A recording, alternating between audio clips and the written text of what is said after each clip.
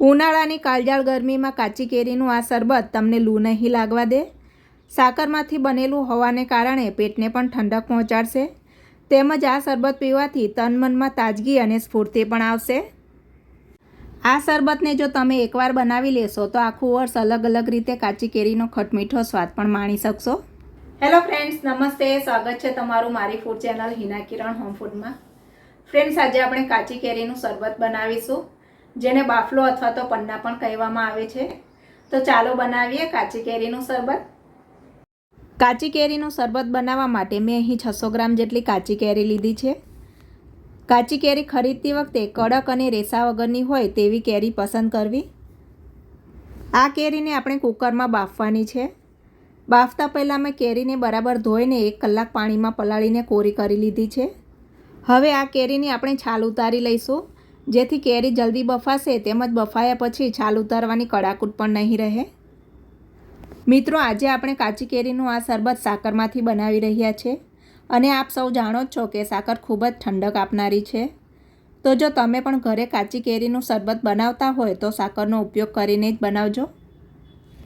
તો ફ્રેન્ડ્સ, અહીં મેં બધી જ કેરીની છાલ ઉતારી લીધી છે. હવે કેરી ઉપર ચપ્પુથી આ રીતે થોડા થોડા અંતરે 2 થી 3 કાપ લગાવી દઈશું, જેથી કેરી બફાતી વખતે ગરમ પાણી છેક કેરીની અંદર સુધી પહોંચશે અને કેરી બધી જ બાજુએથી સરખી બફાશે. તો અહીં મેં કેરીઓ ઉપર કાપ લગાવી દીધા છે. હવે કેરીને બાફવા માટે એક કુકર લઈને તેમાં કેરી ઉમેરીશું. સાથે કેરી બાફવા માટે એક મીડિયમ સાઇઝનો ગ્લાસ ભરીને પાણી પણ ઉમેરીશું.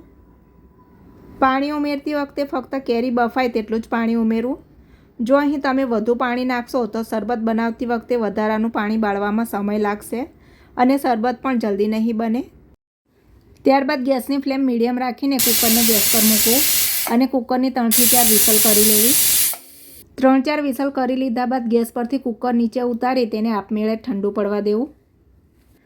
તો ફ્રેન્ડ્સ, અહીં મેં કુકરની 3 વિસલ કરી લીધી છે અને કુકર પણ ઠંડુ પડી ગયું છે અને આપણી કેરીઓ પણ સરસ બફાઈ ગઈ છે. એટલે બફાયેલી કેરીને ડીશમાં લઈ લઈએ. ડીશમાં કાઢ્યા પછી કેરીને મેં થોડીવાર ઠંડી પડવા દીધી છે. એટલે હવે કેરીનો ગોટલીવાળો ભાગ કાઢી લઈએ. તો અહીં આપણી કેરી એકદમ સરસ રીતે બફાય છે, જેથી ગોટલી પણ ખૂબ જ સરળતાથી નીકળી રહી છે. આવી જ રીતે બધી ગોટલીઓ ચમચી વડે કાઢી લેવાની છે. જો ગોટલી ઉપર કેરીનો બાફેલો પલ્પ ચોટ્યો હોય તો તેને પણ ચમચીથી લઈ લેવાનો છે અને ચમચાથી બફાયેલા પલ્પને થોડો મેશ કરી લેવાનો છે. તો ફ્રેન્ડ્સ, અહીં તમે જોયું ને કે કેટલી સરળતાથી કેરીઓ બફાઈ ગઈ, તેમજ પલ્પ પણ તૈયાર થઈ ગયો. હવે ગ્રાઇન્ડિંગ જાર લઈ તેમાં બાફેલો કેરીનો પલ્પ ઉમેરી દઈશું. સાથે જ આપણું કેરીનું શરબત એકદમ ચટપટું તૈયાર થાય તેના માટે એક નાનો બાઉલ ફુદીનાના પાન ઉમેરીશું. ફુદીનાના પાનને મેં પહેલાંથી જ સાફ કરીને ધોઈને રાખી દીધા હતા. સાથે જ તેમાં થોડા મસાલા પણ ઉમેરીશું, જેમાં મેં 2 ટેબલસ્પૂન શેકેલા જીરાનો પાવડર, 1/2 ટેબલસ્પૂન મરી પાવડર, 1/2 ટેબલસ્પૂન સંચળ પાવડર, 1 ટેબલસ્પૂન મીઠું તેમજ 1/2 ટેબલસ્પૂન ઇલાયચી પાવડર ઉમેર્યા છે. ઇલાયચી પાવડર ઉમેરવાથી આપણું શરબત એકદમ સોડમવાળું બનશે અને ઇલાયચી ઠંડક પણ આપશે. હવે પાણી ઉમેર્યા વગર આ બધી જ વસ્તુની સરસ પેસ્ટ તૈયાર કરી લેવાની છે. તો ફ્રેન્ડ્સ, અહીં મેં કેરી, ઇલાયચી અને ફુદીનાની સુગંધવાળો એકદમ મઘમગતો પલ્પ તૈયાર કરી લીધો છે.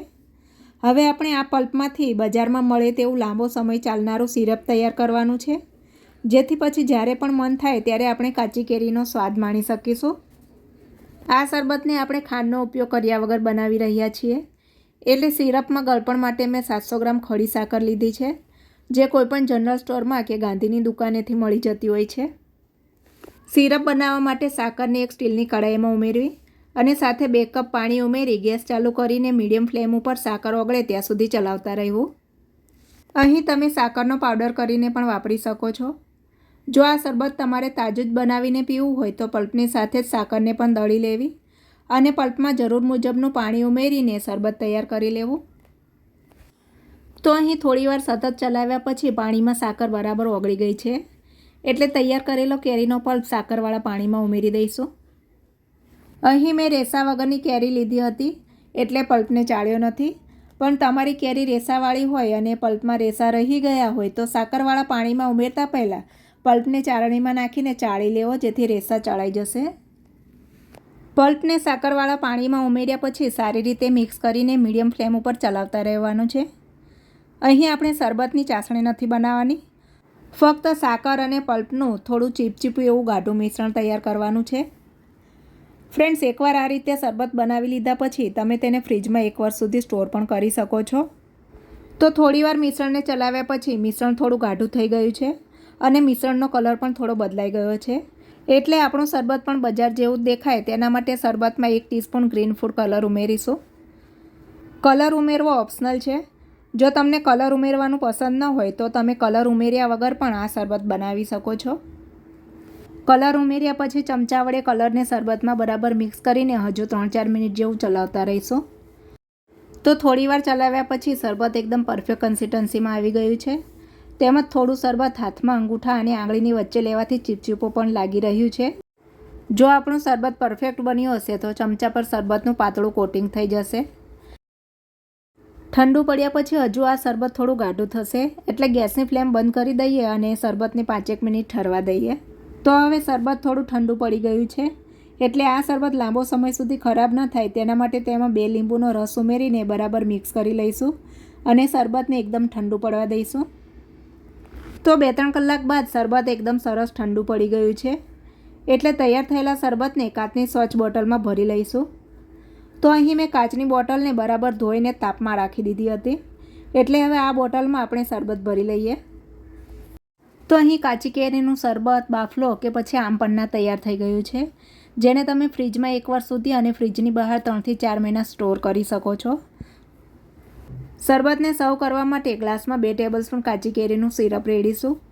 સાથે 1 ટેબલસ્પૂન પલાળેલા તકમરિયા પણ ઉમેરીશું અને જરૂર મુજબનું ઠંડુ પાણી તેમજ આઈસ ક્યુબ ઉમેરીને બરાબર મિક્સ કરી ઠંડુ શરબત સર્વ કરીશું. આ જ રીતે તમે ગ્લાસમાં થોડું સિરપ ઉમેરી ઉપરથી સાદી સોડા ઉમેરીને પણ શરબતની મજા લઈ શકો છો. તમારા ઘરમાં નાના બાળકો હોય તો તમે સિરપમાં થોડું પાણી ઉમેરીને પોપ્સિકલ પણ બનાવી શકો છો. તો એકદમ ટેસ્ટી, ખટમીઠા અને તનમનને રિફ્રેશ કરી દે તેવા કાચી કેરીના શરબતની રેસીપી જો તમને ગમી હોય તો રેસીપીને એક લાઇક આપીને વિડીયોને શેર જરૂરથી કરજો.